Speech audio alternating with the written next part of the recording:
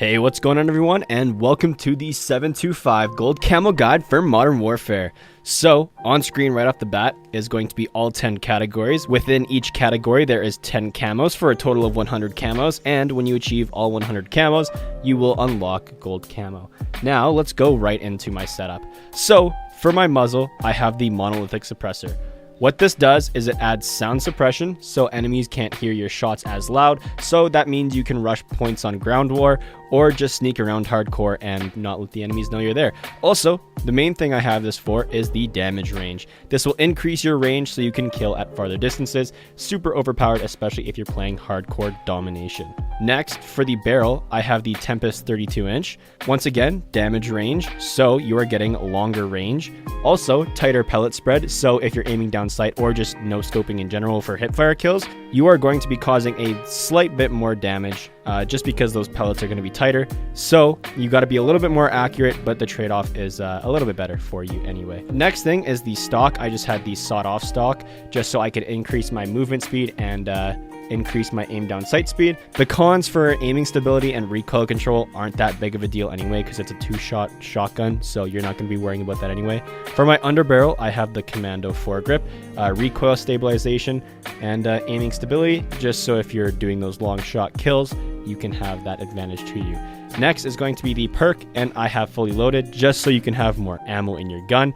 And if you want to switch it up, you can use sleight of hand because you'll be reloading a lot. So either of these work very well together. If you do use sleight of hand, make sure that you switch out double time for scavenger and then perk 2 run ghost and then perk 3 run tracker, just so you're off the radar and you can also see where enemies are running to if you don't see them directly. So you get that advantage on them because you're going to be pushing close quarters basically for the whole time grinding this gun. Alright, so let's get into the actual challenges now. So for spray paint, you need 400 kills to complete all 10 camos, but you will complete this before you even unlock max gun rank. At least that's what I did. Super easy to do.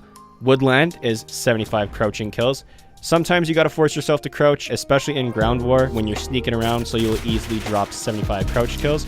Digital is 75 hipfire kills. Because it's a shotgun and you're gonna be pushing close range a lot, there's gonna be tons of times where you're not ADSing anyway, so you'll get tons of hipfire kills. Dragon is 50 point blanks, which was actually the last challenge I had to complete. I think I had about 12 point blanks I needed to get left, and everything else was done. So if that's the case for you, you kind of got to force yourself in ground war to go point blank and push areas you might not normally push that cause you to die a lot, but in return you're getting a lot of those point blank kills. For Splinter, you're getting 50 long shots. Super easy to do, especially if you're playing hardcore domination or have the attachments on that I had. You are going to be dropping people from distances normal shotguns wouldn't reach, especially with the attachments.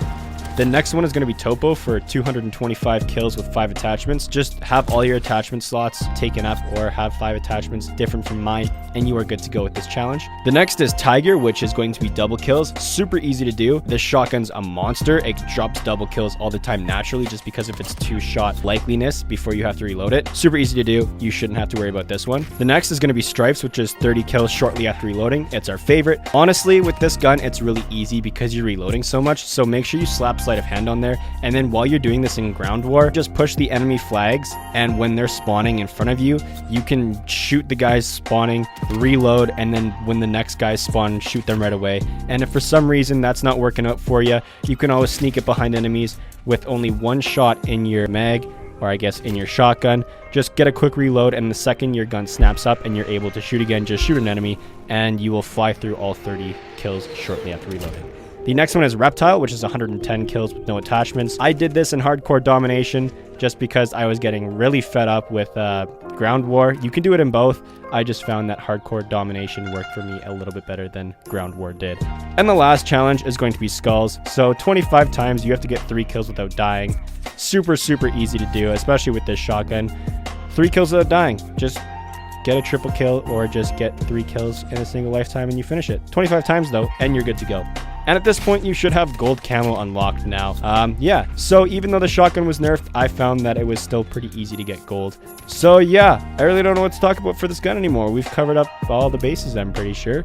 Any questions, comments, concerns, that's the comment section down below. I will read through those quite frequently as I've been doing in the past couple days. Anyway, guys, if there is one, I'll see ya in the next one.